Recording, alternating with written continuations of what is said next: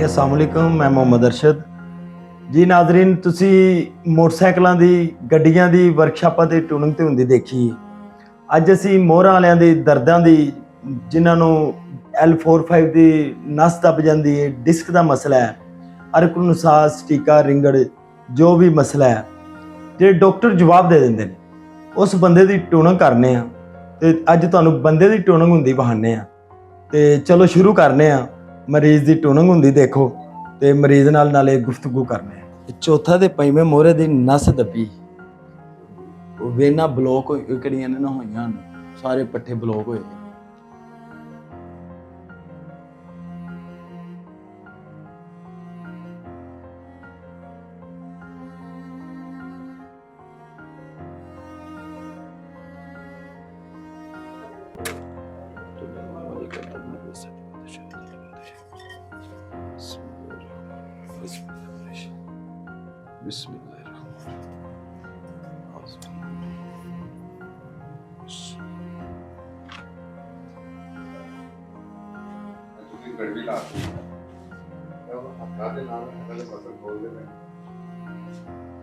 अब हकीम साहब आप क्या कर रहे हैं?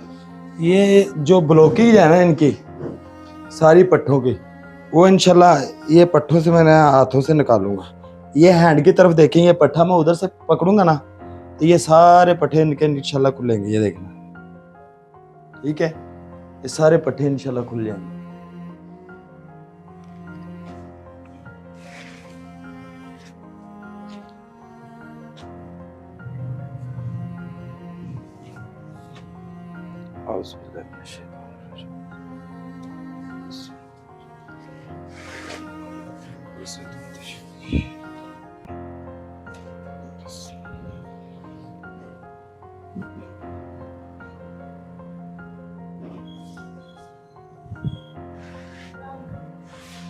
लता हिलाना सीधी करो करो करो करो।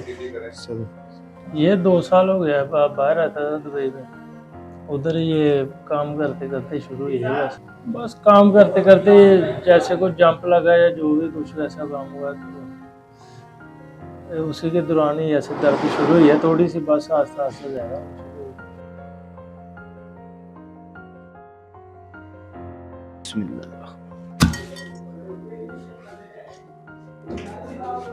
भाई जी सीधा करना लक, भाई जी लक सीधा करो।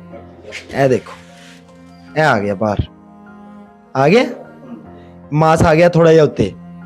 ए ना समझो कि दर्द एंदे नॉलेज के मुताबिक अद्धो अध खत्म हो गया।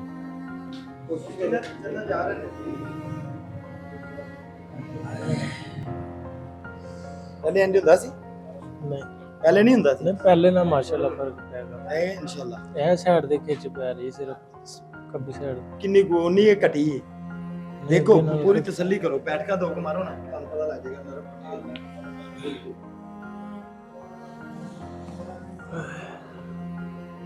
रो किस तरह गोडे दर्दा सी वो भी दसो, ਹੁਣ ਖਿਚਾਓ ਦਾ ਕੀ ਮਸਲਾ ਹੈ, ਬੈਠੇ ਅੱਗੇ ਕੀ ਮਸਲਾ ਸੀ, ਹੋਰ ਕੀ ਮਸਲਾ ਹੈ जी भाई क्या लग रहा है आपको, कितना भी महसूस हुआ?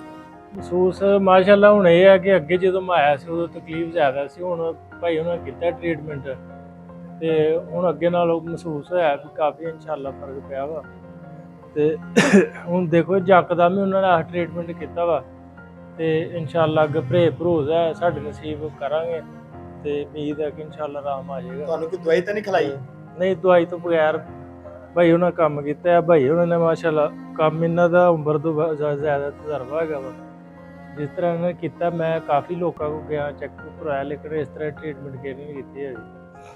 ਅਸੀਂ ਇਹਨਾਂ ਦੇ ਇਹ ਕਿਹੜਾ ਰੀੜ ਦੀ ਹੱਡੀ ਹੈ, ਇਹਦੇ ਉੱਤੋਂ ਮਾਸ ਚੁੱਕ ਕੇ ਤੇ ਪੱਠਿਆਂ ਨਾਲ ਫੜ ਕੇ ਤੇ ਇਹਨਾਂ ਦੀ ਲੈਂਗਮੈਂਟ ਕਿਹੜੀ ਉਹ ਸਿੱਧੀ ਕਰੀ ਦੀ। ਪੰਜਾਬੀ 'ਚ ਕਹਿੰਦੇ ਆ ਕਿ ਟਿਊਨਿੰਗ ਕਰਨੇ ਪੈ ਸੀ ਇਹਨਾਂ ਦੀ, ਠੀਕ ਹੈ, ਪੂਰੇ ਜਿਸਮ ਦੀ। ਜਿਹੜੇ ਇਹਨਾਂ ਦੇ ਪੱਠੇ ਆਕੜੇ ਨੇ ਉਹ ਨਰਮ ਹੋ ਜਾਂਦੇ। ਜਦੋਂ ਅਸੀਂ ਇਹ ਮਾਸ ਚੁੱਕ ਕੇ ਤੇ ਪੱਠਿਆਂ ਦੇ ਨਾਲ ਇਹਨਾਂ ਦੇ ਚੌਥੇ ਪੰਜਵੇਂ ਮੋਹਰੇ ਨੂੰ ਹਿਲਾਵਾਂਗੇ, ਉਹਦੇ ਵਿੱਚ ਕਿਹੜੀ ਨਸ ਦੱਬੀ ਉਹ ਕਿਤਨੀ ਬਾਹਰ ਆ ਜਾਏਗੀ, ਫੌਰੀ ਤੌਰ ਤੇ ਉਤਨਾ ਇਹਨਾਂ ਨੂੰ ਫਰਕ ਪੈ ਜਾਏਗਾ। ਕਿਸੇ ਭੈਣ ਭਰਾ ਨੂੰ ਕੋਈ ਤਕਲੀਫ ਹੋਵੇ, ਦਰਦ ਦਾ ਮਸਲਾ ਹੋਵੇ ਤੇ ਇਨਸ਼ਾਅੱਲਾ ਇਹ ਸਕਰੀਨ ਤੇ ਦਿੱਤੇ ਨੰਬਰ ਨੇ, ਇਹਨਾਂ ਤੇ ਰਾਬਤਾ ਕਰੋ ਤੇ ਇਨਸ਼ਾਅੱਲਾ ਇੰਦਾ ਲਈ ਸਾਡੀ ਵੀਡੀਓ ਵੇਖਣ ਵਾਸਤੇ ਇਹ ਸਾਡਾ ਚੈਨਲ ਲਾਈਕ ਤੇ ਸਬਸਕ੍ਰਾਈਬ ਕਰੋ। ਇਨਸ਼ਾਅੱਲਾ ਅਸੀਂ ਤੁਹਾਨੂੰ ਮਿਲਦੇ ਰਹਾਂਗੇ ਔਰ ਅੱਛੇ ਨੁਸਖੇ ਦੱਸਦੇ ਰਹਾਂਗੇ ਔਰ ਤੁਹਾਡੀ ਸਿਹਤ ਦਾ ਖਿਆਲ ਰੱਖਾਂਗੇ। ਇਨਸ਼ਾਅੱਲਾ ਤੁਸੀਂ ਸਦਾ ਬਾਰ ਜਵਾਨ ਰਹੋਗੇ।